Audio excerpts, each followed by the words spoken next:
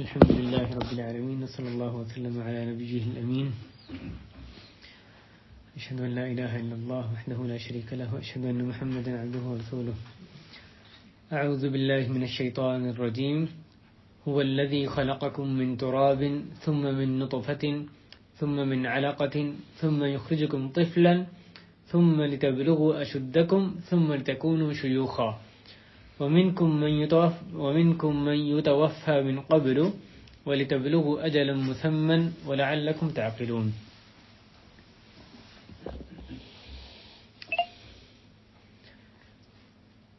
یہ آیت، اس آیت میں اللہ رب العالمین نے جو مراحل انسان کی زندگی کے بتائے ہیں، تین بنیادی طور پہ مرحلے ہیں. بچپن کا مرحلہ ہے، پھر جوانی ہے، اس کے بعد پھر بڑھاپا ہوتا ہے. اس آیت میں کہا گیا وہی ہے اللہ تعالیٰ جس نے کہ تمہیں پیدا کیا مٹی سے، پھر نطفے سے، پھر گوشت کے ایک ٹکڑے لوتھڑے سے، اور پھر اس نے تمہیں بچے کے طور پہ نکالا، اور پھر تاکہ تم اپنی جوانی کو پہنچ جاؤ. تو بچپن کے بعد جوانی کا ذکر کیا گیا، اور پھر ثم لتکونوا شیوخا، اور پھر تاکہ تم شیوخ بن جاؤ. شیوخ جو ہے شیخ کی جمع یعنی بوڑھا آدمی. یہاں پر جو شیوخ ہے وہ بڑھاپے کے لیے استعمال کیا گیا. تو پھر تم تاکہ بڑھاپے یعنی بوڑھے بن جاؤ. یہ اللہ تعالی نے یہاں پر جو مرحلے ہیں انسان کی زندگی کے وہ ایک بیان کیے ہیں. اس کے آگے آ رہے ثم لتکونوا شیوخا ومنکم من یتوفی من قبل، تم میں سے کئی ایسے ہیں جو کہ اس سے پہلے ہی وفات یعنی روح قبض کر لیے جاتے ہیں، ان کی وفات ہو جاتی ہے. وَلِتَبْلُغُوا أَجَلًا مُّسَمًّى وَلَعَلَّكُمْ تَعْقِلُونَ، اور تاکہ تم جو مقررہ مدت ہے اس تک پہنچ جاؤ، اور تاکہ تم عقل کرو، غور و فکر کرو، تاکہ تم سمجھو. اس آیت میں جو تین مرحلے بیان کیے گئے اس میں سے جو بڑھاپا ہے وہی ہمارا اللہ کی توفیق سے آج موضوع ہے، اسلام اور بڑھاپا، یا بڑھاپا اور اسلام.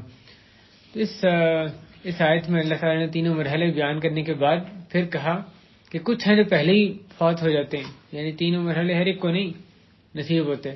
کوئی بڑھاپے سے پہلے جوانی میں چلا جاتا ہے، کوئی جوانی سے بھی پہلے بچپنے میں ہی چلا جاتا ہے. کسی کی جو وفات ہے وہ ماں کے پیٹ میں ہی ہو جاتی ہے اور پہلے.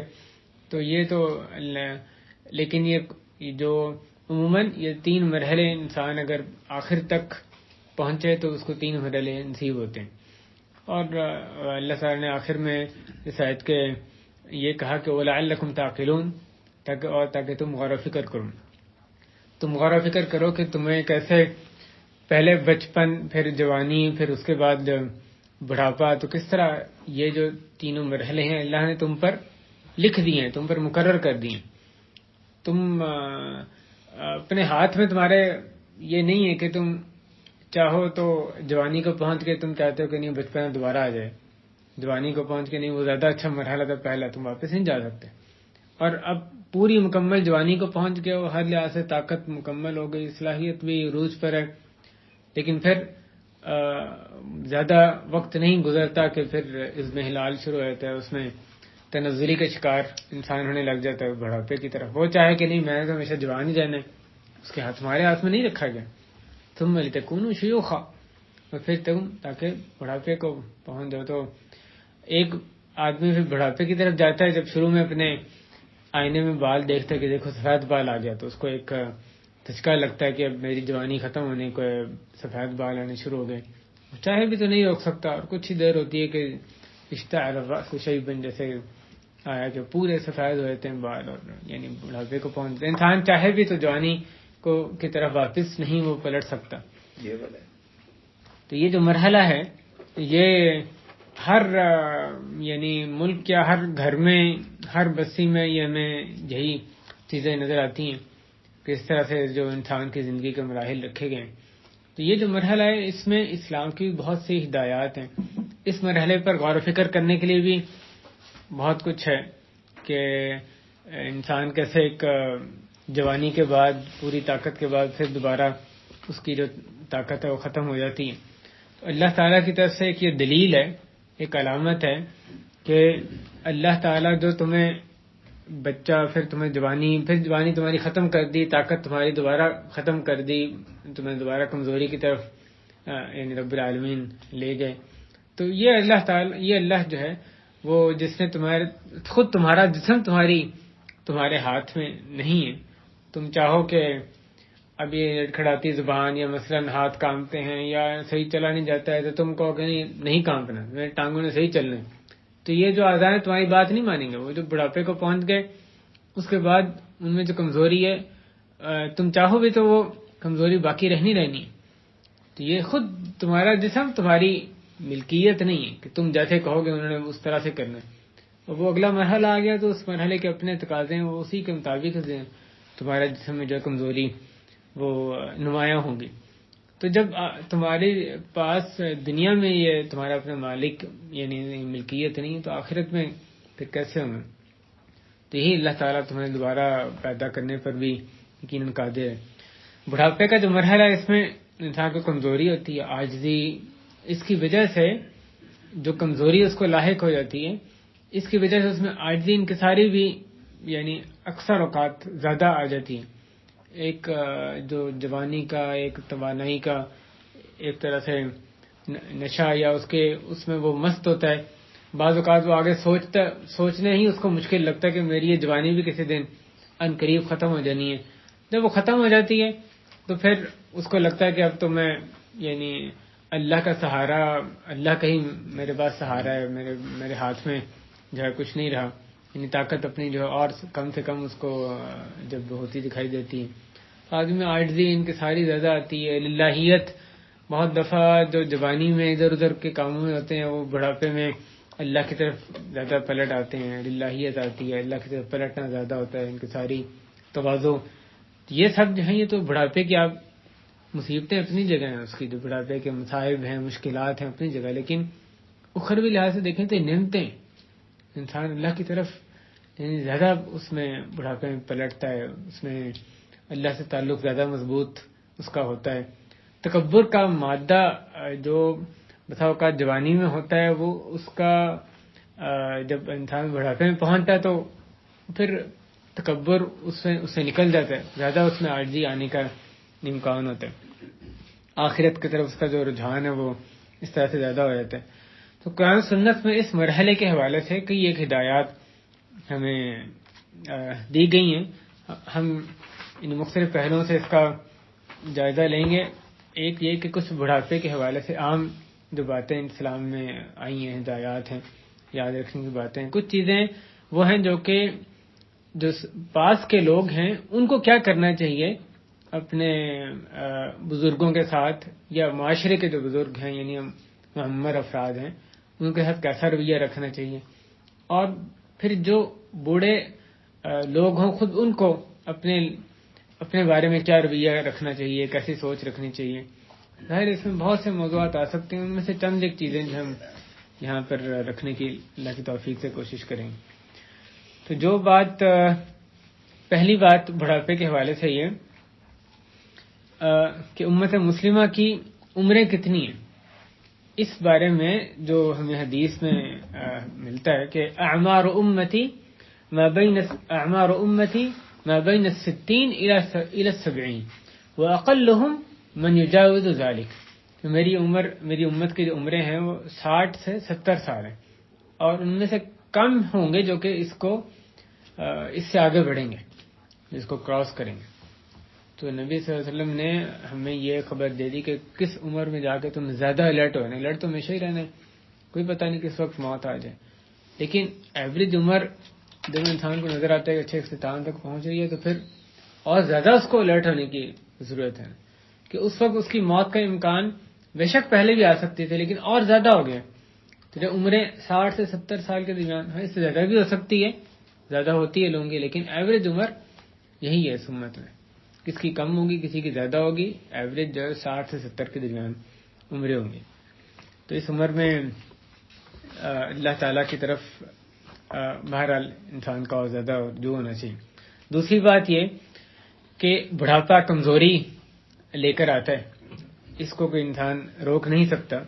اس حوالے سے جو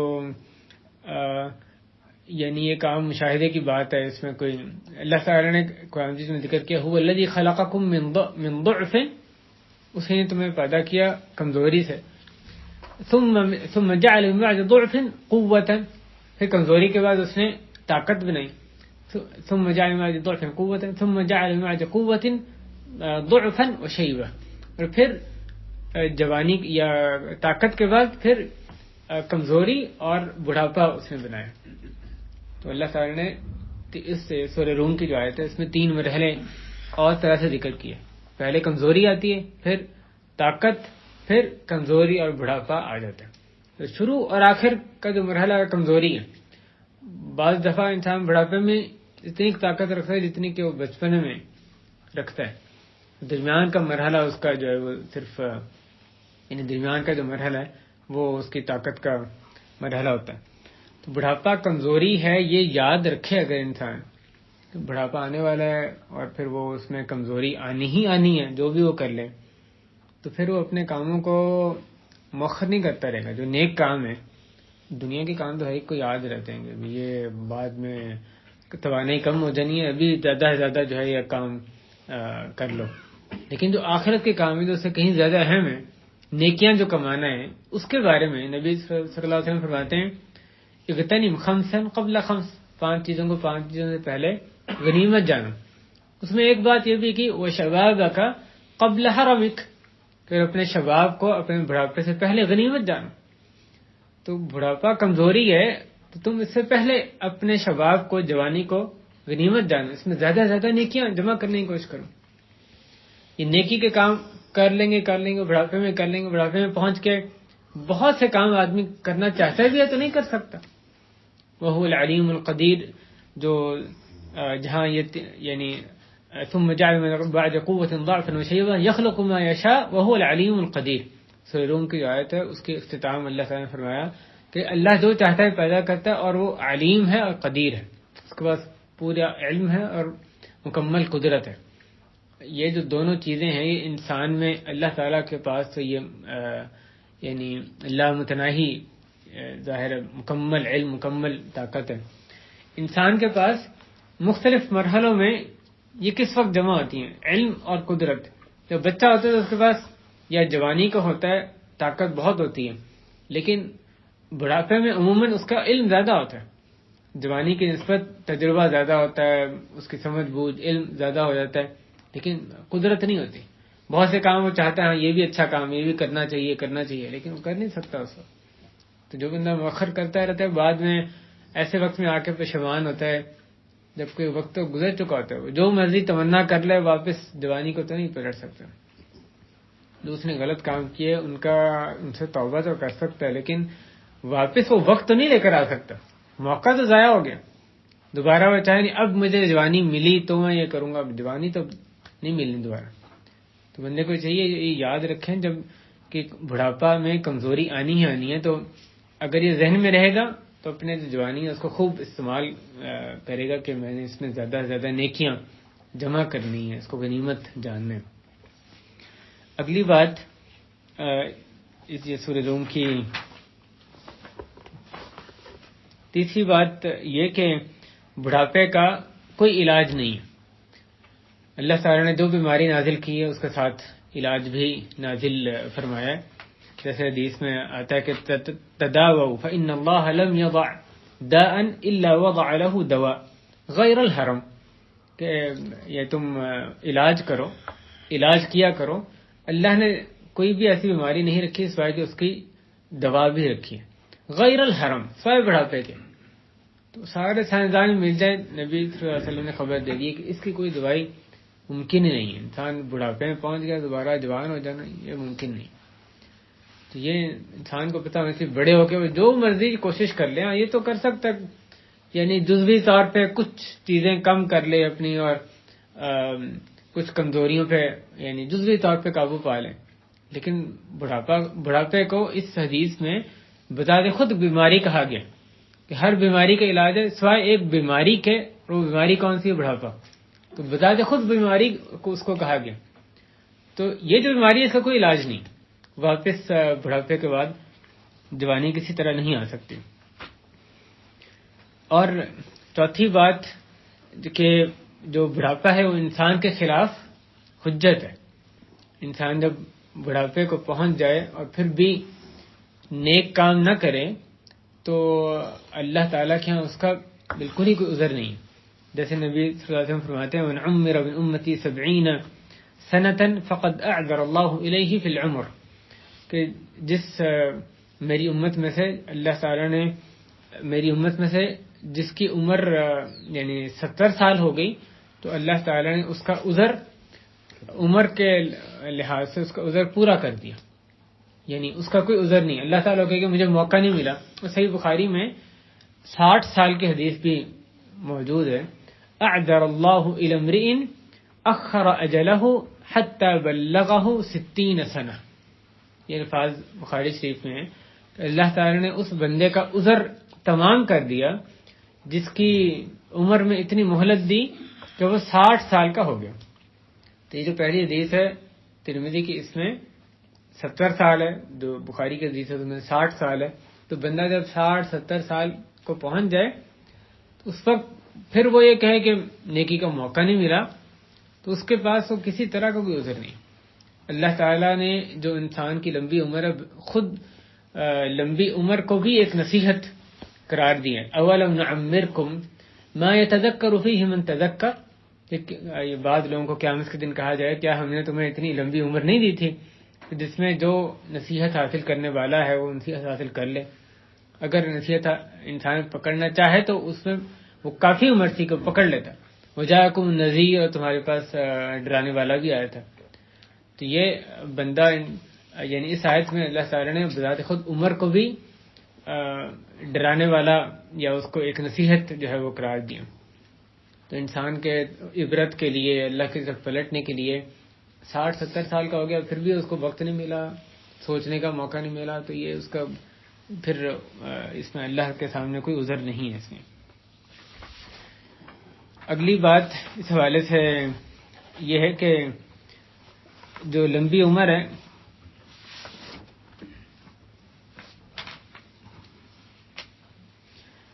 پانچویں بات یہ ہے کہ کیا لمبی عمر یہ مصیبت ہے؟ لمبی عمر ملنا یہ مصیبت اس شخص کے لیے جس کی برائیاں زیادہ ہو رہی ہیں، ہر آنے والا دن اور زیادہ اس کے گناہوں میں اضافہ کر رہا ہے، اس کے لیے تو مصیبت ہے. لیکن جو مومن بندہ ہے اس کے لیے نعمت ہے. لمبی عمر اس کے لیے نعمت ہے. جس بندے کی اور زیادہ اس کو مہلت ملے گی تو اور زیادہ نیکیاں جمع کر لے گا، تو جتنی عمر اس کو ملتی ہے اتنی بڑی اس کے لیے وہ نعمت ہے. جیسے حدیث میں آتا ہے کہ نبی صلی اللہ علیہ وسلم نے حضرت ابوبکر فرماتے ہیں کہ ایک شخص نے کہا یا رسول اللہ ای الناس خیر، یا رسول اللہ لوگوں میں سے بہترین کون ہے؟ تو آپ نے فرمایا من طال عمرہ وحسن عملہ، کہ جس کی عمر لمبی ہوئی اور اس کا عمل اچھا ہوا. عمر لمبی ہو تو وہ بہترین لوگوں میں سے. شرط کیا ہے؟ حسن عملہ، عمل اچھا ہو تب اس کی لمبی عمر اس کے لیے نعمت ہے. پھر آگے وہ کہتے ہیں کہ اس نے پوچھا کہ ای الناس شر، کون سے لوگ سب سے برے ہیں؟ آپ نے فرمایا من طال عمرہ وساء عملہ، کہ جس کی عمر لمبی ہوئی اور اس کا عمل برا ہوا. جتنی عمر لمبی مل رہی ہے اتنی برائیاں اور ہوتی جا رہی. اس کے لیے تو جو لمبی عمر ہے وہ ایک مصیبت ہے.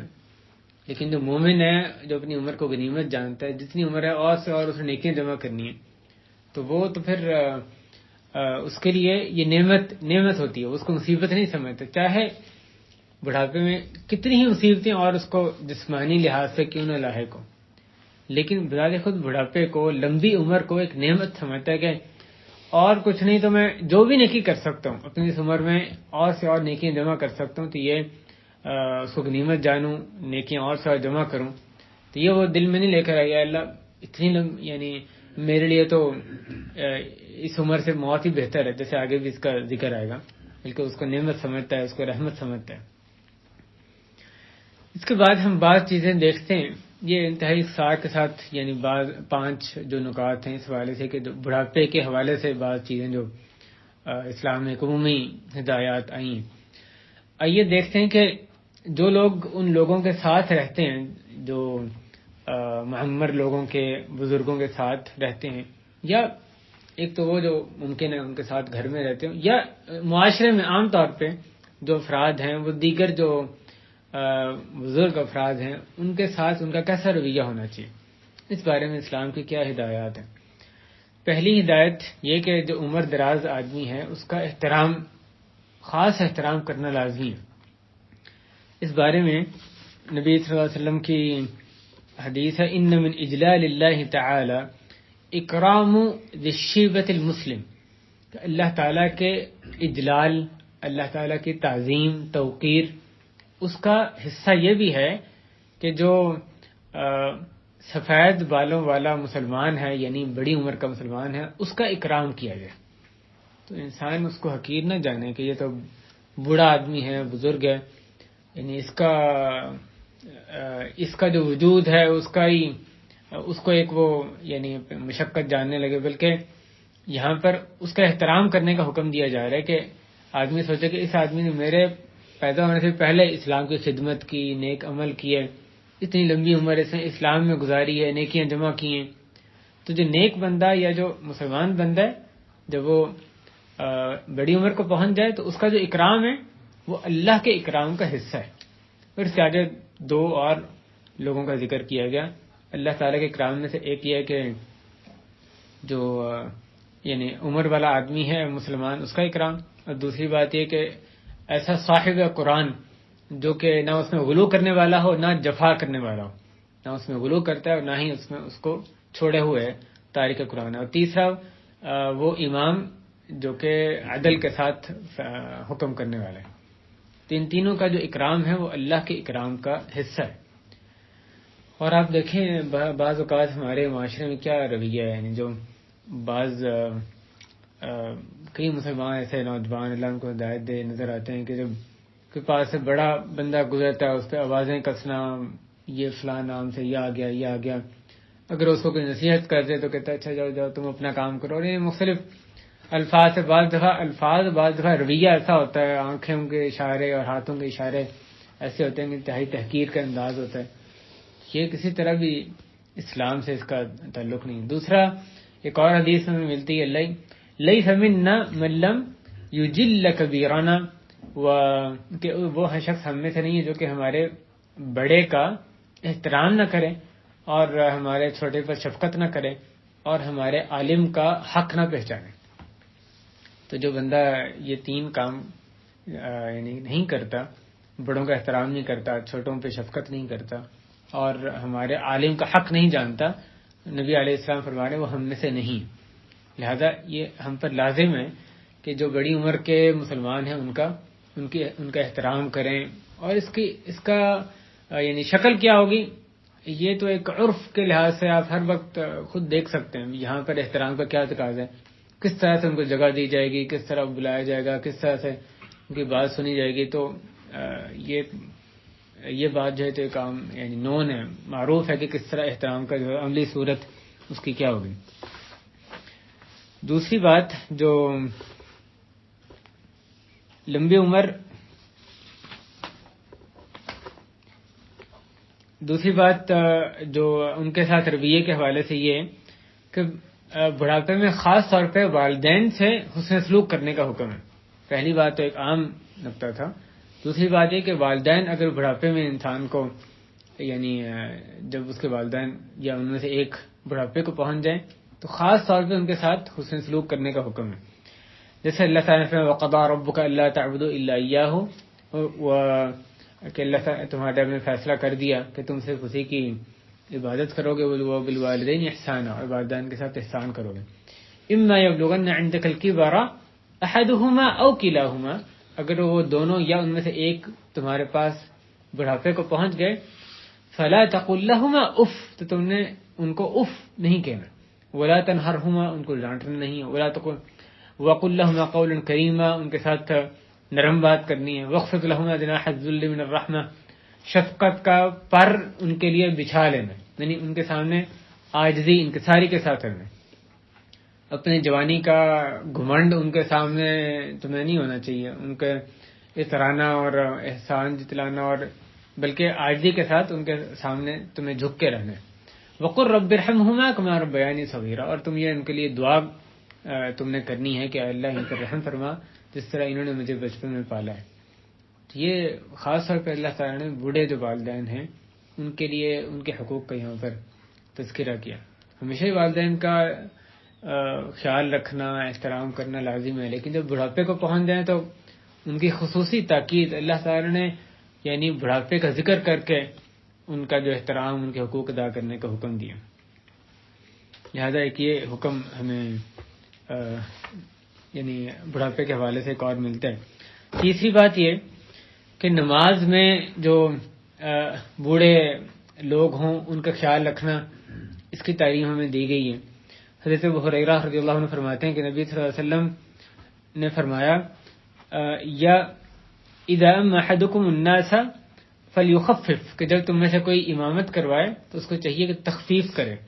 فإن فيهم الصغير والكبير والضعيف وذا الحاجة، کیونکہ ان میں سے چھوٹا بھی ہے اور بڑا بھی ہے. الکبیر، کبیر سے مراد یعنی بڑی عمر کا، اور ضعیف بھی ہے اور ضرورت مند بھی ہے، تو اس لیے وہ تخفیف کرے. فإذا صلى وحده فليصلي كيف شاء، اگر وہ اکیلے نماز پڑھے تو جیسے چاہے پڑھے. تو جن لوگوں کے لیے تخفیف کا حکم دیا گیا ان میں یہاں حدیث میں خاص طور پہ بوڑھے لوگوں کا بھی ذکر کیا گیا کہ تمہارے پیچھے بوڑھے لوگ بعض اوقات یعنی جوان ہیں اور آرام سے کھڑے ہیں، لیکن جو بوڑھے لوگ ہیں ان کو مثلا تراویح کی نماز ہے یا عام نماز میں کچھ لمبا ہو جائے تو ان کی جان پر بن جاتی ہے. ان کی اتنی مشکل ہوتی ہے برداشت کرنی نماز میں، یعنی کھڑے رہنا یا اس میں قائم رہنا، کہ وہ نماز جو ہے خاصی مشقت کا باعث ان کے لیے بن جاتی ہے. تو یہاں پر حکم دیا گیا کہ بوڑھے لوگوں کا خیال رکھتے ہوئے تم نے امام کو حکم دیا گیا کہ وہ تخفیف کرے.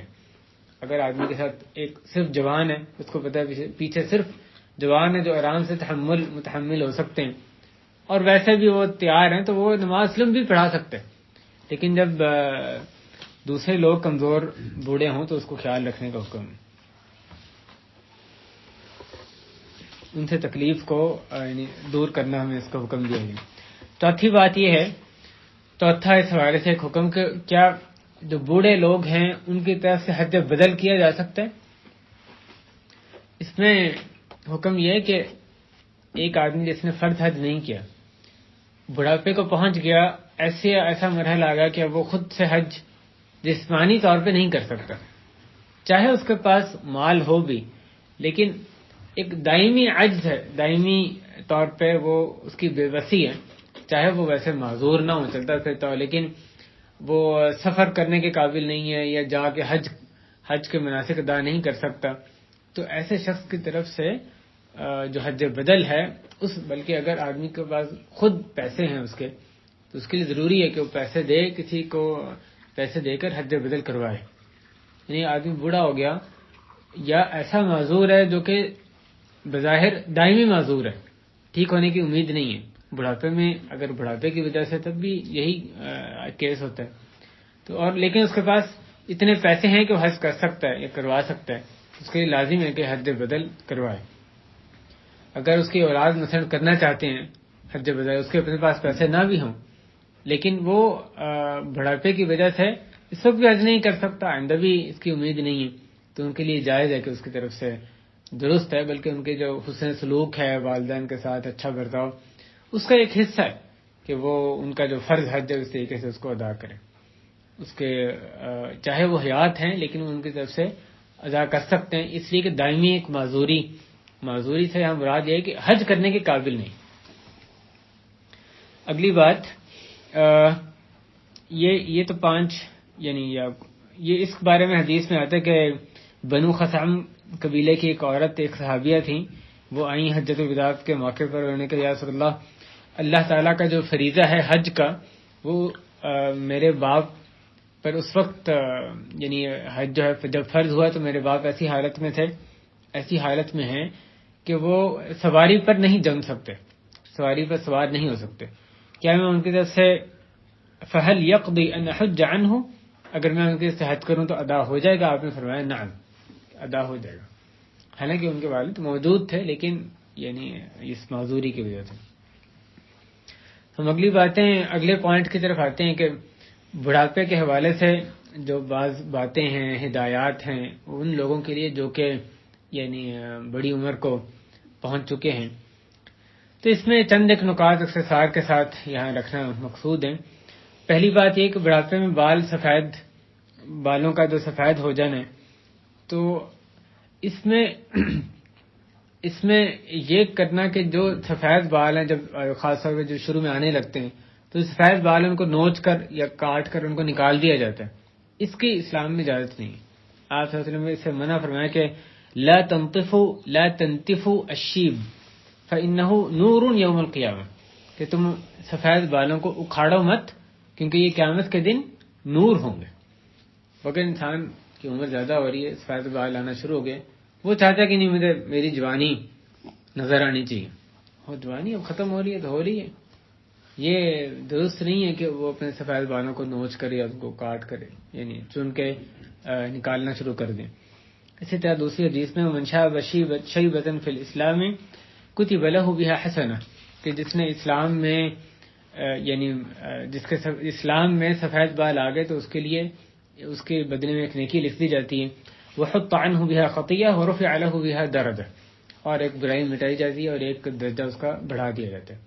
آپ دیکھیں جو بندہ سفید بال اسلام پہ رہتے ہوئے نیکیاں کرتے ہوئے اس کے بال سفید ہو گئے، تو اس کا جو ہر سفید بال ہے اس کے بدلے میں اس کو کیسی بشارت دی جا رہی ہے. اس کے لیے نیکی لکھی جاتی ہے، برائی مٹائی جاتی ہے، اس کا درجہ جو ہے وہ بلند کر دیا جاتا ہے. دوسری بات، جس کے بال مکمل سفید ہو جائیں تو اس کے لیے یہ ہدایت یہ ہے کہ وہ اپنے بالوں پہ خضاب کرے، ان کو رنگ کوئی اور یعنی ان کا کلر کر لیں. خطاب معروف ہے، چاہے وہ مہندی کے ذریعے ہو یا کسی اور طریقے سے ہو، سوائے سیاہ رنگ کے کسی اور رنگ کا خطاب کرنا جب سفید بال ہو جائیں، یہ سنت میں اس کی تاکید کی گئی ہے. نبی صلی اللہ علیہ وسلم کے پاس جب ابو قحافہ کو لایا گیا، حضرت ابوبکر صدیق رضی اللہ عنہ کے جو والد تھے فتح مکہ کے موقع پہ، تو ان کے بال پورے سفید تھے. تو نبی صلی اللہ علیہ وسلم نے اس کے بارے میں فرمایا تھا کہ غیروا هذا الشیب واجتنبوا السواد، ان سفید بالوں کو تبدیل کر لو، یعنی ان کا رنگ تبدیل کر لو، اور سیاہی سے تم اجتناب کرنا، کالے رنگ سے گریز کرنا. تو اپنے سفید بالوں کو خضاب کرنا چاہیے سوائے کالے رنگ کے، اس کی اجازت نہیں. تیسری ہدایت اس بارے میں کہ بڑھاپا یہ ایک بیماری ہے. جیسے پہلے بھی حدیث گزری، اللہ تعالیٰ نے ہر بیماری کی دوا رکھی ہے سوائے بڑھاپے کے، اور اللہ تعالیٰ ہر جو بھی بیماری بندے کو ہوتی ہے اس کے ذریعے سے اس کے گناہ مٹاتے ہیں. انسان اگر اس پہ صبر کرے، صبر جمیل، اس پہ راضی رہے، شکایت کو دل میں نہ لے کر راضی رہے، تو وہی جو بیماری ہے اللہ تعالیٰ کی طرف سے اس کے لیے رحمت بن جاتی ہے، اس کے درجات بڑھتے ہیں، گناہ اس کے ذریعے مٹتے ہیں. نبی علیہ السلام فرماتے ہیں کہ بے شک اللہ تعالیٰ اپنے مومن بندے کو آزماتے ہیں بیماری کے ذریعے، حتیٰ کہ اس کے ہر گناہ اس کا مٹا دیتے ہیں. جس سے بڑھ کے اور بندے کو کیا چاہیے، اس کے گناہ جو ہے مٹ جائیں. تو بڑھاپا بذات خود بیماری ہے، اور بیماری پہ صبر کرنے پر اللہ تعالیٰ نے اجر کا وعدہ کیا ہے اور گناہوں کو مٹانے کا کی خوشخبری نہیں ہے. اس کا یہ معنی نہیں کہ علاج نہ کیا جائے، بڑھاپے میں جو بیماریاں آتی ہیں علاج کی کوشش کرنی چاہیے، لیکن بہرحال یعنی جیسے پہلے ذکر ہوا بڑھاپا جوانی میں تو تبدیل نہیں ہو سکتا، کچھ نہ کچھ بیماری تو اس کو رہنی ہی رہنی ہے. تو جو بیماری آئے گی اللہ تعالیٰ اس کے ذریعے اس کے درجات بڑھائیں گے اگر ان پر وہ صبر کرے گا. چوتھی بات، بڑھاپے میں جتنے بھی انسان کمزوری میں چلا جائے، مشکل میں ہو، لیکن موت کی دعا ہرگز نہیں کرنی. نبی صلی اللہ علیہ وسلم نے اس سے منع کیا، لا يتمنين احدكم الموت من ضر اصابه، کہ تم میں سے ہرگز کوئی موت کی تمنا نہ کرے اس مشکل کی وجہ سے اس کو آ پہنچی. اگر آگے آپ علیہ السلام فرماتے ہیں کہ اگر اس نے ضرور کچھ کہنا ہی ہو تو پھر وہ یہ کہے اللہم احیینی ما علمت الحیات خیرا لی وتوفنی اذا علمت الوفاة خیرا لی، وکما قال علیہ السلام کہ اللہ جب تک آپ کو میرے لیے زندگی بہتر، آپ کا علم ہے کہ میرے لیے زندگی بہتر ہے مجھے زندہ رکھ، اور جب آپ کے علم ہے کہ میرے لیے موت بہتر ہے مجھے موت دے دے. اس طرح سے کہے تو حرج نہیں. لیکن کوئی یہ تمنا کرے کہ اللہ اس بڑھاپے سے تو موت ہی بہتر ہے، میں نے تکلیف برداشت نہیں کرنی، اللہ مجھے موت دے دیتے، یہ جائز نہیں ہے. اس سے آپ صلی اللہ علیہ وسلم نے تاکیداً اس سے منع کیا ہے، چاہے بیماری کی وجہ سے تمنا کی جائے یا بڑھاپے کی وجہ سے کی جائے. ایک اور دیگر حدیث میں اس سے منع کیا گیا. پانچویں بات یہ کہ بڑھاپے میں اگر ایسی عمر، جو بڑھاپے میں بعض اوقات ایسی عمر آ جاتی ہے جس کو نکمی عمر کہا جاتا ہے، یعنی جس میں انسان بالکل بے بس ہو جاتا ہے اور نیکیاں کرنے کے بھی قابل نہیں رہتا، اس کی طاقت کل ختم ہو جاتی ہے، ایسی عمر سے پناہ مانگی گئی. کہ یہ حدیث میں یہ ہمیں الفاظ ملتے ہیں کہ اللہم انی اعوذ بک من ارذل العمر، اور چیزوں کے ساتھ یہ دعا یہ بھی چیز ہے جس سے پناہ مانگی ہے کہ اللہ میں آپ کی پناہ میں آتا ہوں فلان چیز سے، اور ارذل العمر یعنی سب سے نکمی عمر سے، وہ عمر کہ اس میں وہاں پہنچنے کے بعد انسان کسی قابل نہیں رہتا، پوری طرح سے دوسروں پہ وہ ڈیپینڈنٹ یعنی ہو جاتا ہے. تو ایسی عمر سے نبی صلی اللہ علیہ وسلم نے پناہ مانگی. چھٹی بات یہ کہ بڑھاپے میں کثرت کے ساتھ توبہ استغفار کا اہتمام کرنا چاہیے. نبی صلی اللہ علیہ وسلم نے فرمایا کہ ان اللہ یقبل توبۃ العبد ما لم یغرغر، کہ اللہ تعالیٰ بندے کی توبہ قبول کرتا ہے جب تک کہ وہ غرغر نہیں کرتا. غرغرہ کی حالت یعنی جب روح نکلنے کی جو حالت ہے وہ نہیں آتی، نزع کا عالم نہیں آیا تھا، بالکل موت نظر آ رہی ہو پھر توبہ کا دروازہ بند. اس سے پہلے اللہ تعالیٰ توبہ قبول کرتے ہیں. تو بڑھاپا انسان کو اور موت کی یاد دلاتا ہے کہ اس کی عمر کے آخری مرحلے پہ پہنچ گیا، چاہیے کہ اور زیادہ توبہ کی طرف رجوع کریں.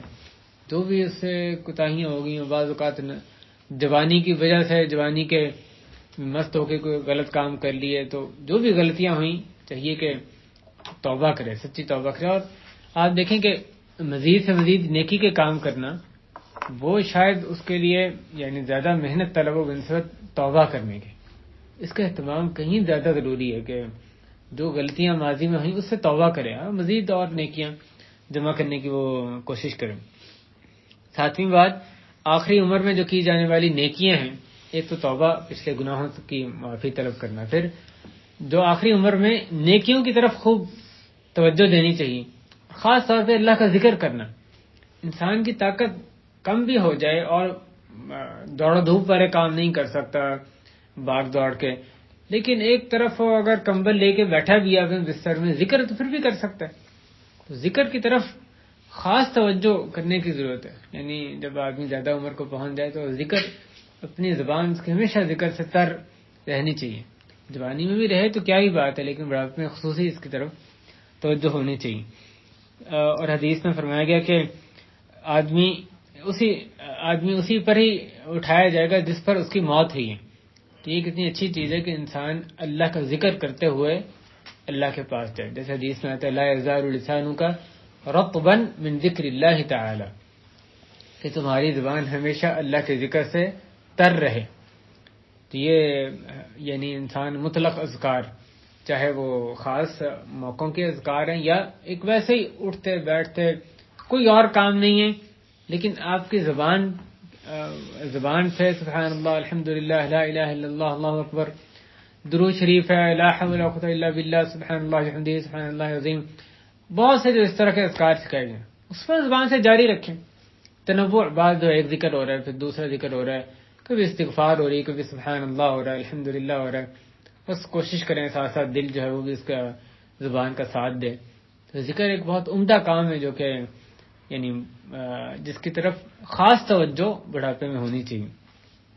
نبی صلی اللہ علیہ وسلم کے بارے میں اماں عائشہ رضی اللہ عنہ فرماتی ہیں کہ آپ سے میں نے کہ آپ موت سے پہلے کثرت سے یہ کہا کرتے تھے سبحانک و بحمدک استغفرک و اتوب الیک.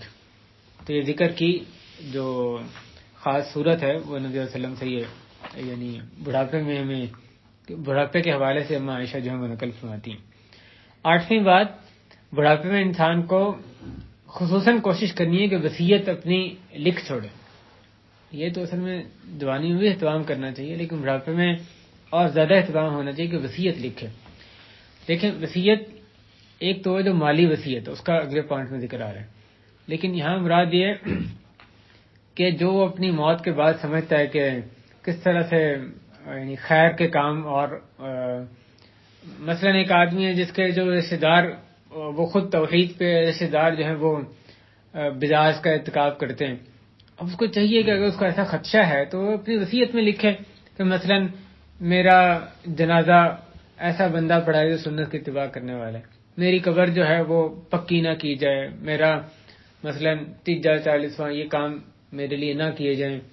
اب وہ لوگ جنہوں نے اصل میں عقیدے کے طور پہ، منہج کے طور پہ یعنی ان چیزوں کو اختیار بھی کیے ہوتے ہیں، لیکن جب ان کو وصیت دکھائی جائے گی جو چلا گیا ہے خود وہ یہ چاہتا تھا، یہ اس نے لکھا ہوا ہے کہ بھئی یہ کام نہیں کرنے، تو پھر وہ رک جاتے ہیں. یہ بہت دفعہ ایسے ہوتا ہے. وہ ویسے آپ ان کو دلائل سے قائل کرنے کی کوشش کریں وہ ایک اور بات ہے، وہ اگر وہ نہیں بھی ہوتے قائل، لیکن جب یہ دکھایا جائے کہ دیکھو یہ جانے والا ہے، وہ خود کہہ رہا تھا کہ یہ کام نہیں کرنے، وہ نہیں چاہتا، تو پھر سے رک جاتے ہیں. اسی طرح دیگر ایسی کئی برائیاں جس میں کہ انسان کو خدشہ ہو کہ بھی موت کے بعد یہ ہو سکتا ہے، تو وہ اس حوالے سے وصیت کرے، یا اپنے اولاد میں یعنی دین قائم کرنے کے حوالے سے، یہ اپنے اپنے حالات اس میں مختلف ہو سکتے ہیں. اس طرح کی جو چیزیں ہیں جو وصیت کرنی ہے لکھیں، اس کو لکھیں کہ یہ میرا وصیت نامہ ہے، اور پتہ ہو کسی کو پتہ ہو کہ بندے کا وصیت نامہ فلان جگہ پڑا ہے، یہاں سے اس کو لینا ہے، کل کو اس میں کوئی اضافہ کرنا چاہتا ہے، ترمیم کرنا چاہتا ہے اور اس میں اضافہ کر لیں. بے شک وہ یعنی 5 لائنوں کی وصیت ہے تو بے شک 10 صفحے کی وصیت ہے، اس میں کوئی مسئلہ نہیں ہے. یعنی آپ نے صرف وہ چند جملے نہیں لکھنے، آپ زیادہ لکھنا چاہتے ہیں ضرور لکھیں. اس کی تو آپ غور یعنی سوچیں کہ آپ دنیا سے چلے گئے، اب آپ کے رشتے دار اس کو پڑھ رہے ہیں، وصیت تو تبھی اصل میں اسی کے لیے ہے، تو اس کی بہت اہمیت ہوتی ہے.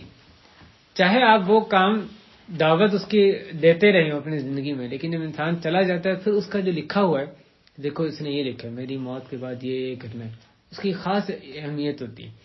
تو انسان کو اس کا اہتمام کرنا چاہیے، لکھی ہوئی وصیت اس کے پاس ہو. نبی صلی اللہ علیہ وسلم فرماتے ہیں ما حق امرئ، حدیث کا ترجمہ یہ کہ مسلمان پر یہ حق ہے کہ اگر اس کے پاس کوئی ایسی چیز ہے جس کی اس نے وصیت کرنی ہو تو 2 راتیں نہ گزریں سوائے سے کہ اس کی وصیت لکھی ہوئی اس کے پاس موجود ہو. کوئی 2 راتیں بھی ایسی نہیں گزرنی چاہیے. ابن عمر جو حدیث کے راوی ہیں وہ کہتے ہیں کہ جب سے میں نے حدیث سنی ہے اس کے بعد سے کوئی ایک رات ایسی نہیں گزری سوائے سے کہ میری وصیت لکھی ہوئی میرے پاس موجود تھی. تو صحابہ کا عمل ایسا تھا، بات سنی اس کے بعد سے ساتھ ہی اس پر عمل شروع. وصیت لکھنی ہے، اس کا تاکید کی کہ تو وہ کہتے ہیں اس کے بعد ہر رات میری وصیت لکھی ہوئی ہوتی تھی.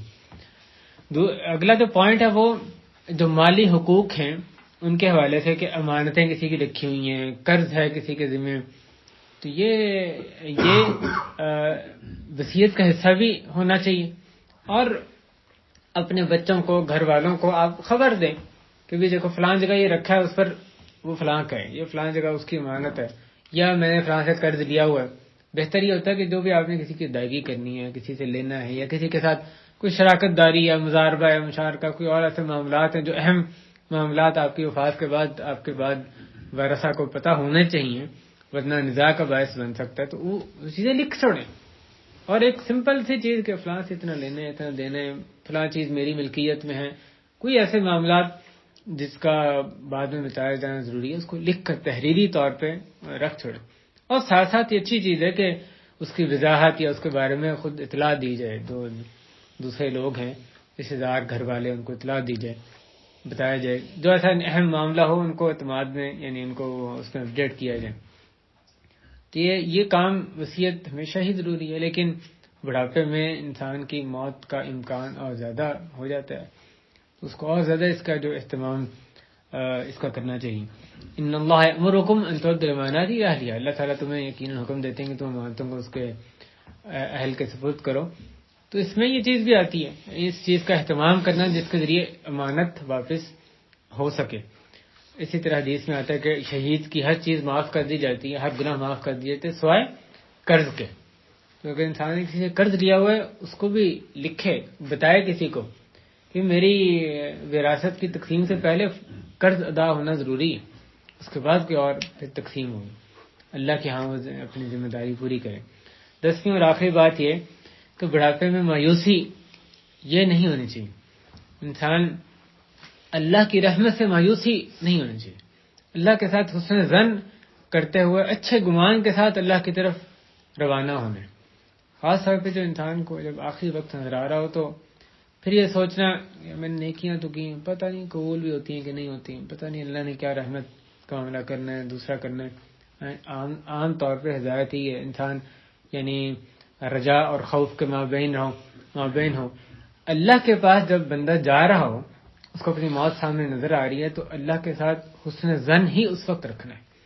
تو بڑھاپے میں مایوسی، اللہ کی رحمت سے مایوسی یہ پاس نہیں آنی چاہیے، بلکہ اللہ کے ساتھ حسن ظن، اچھا گمان رکھنا یہ لازمی ہے، اس کا اہتمام کرنا چاہیے.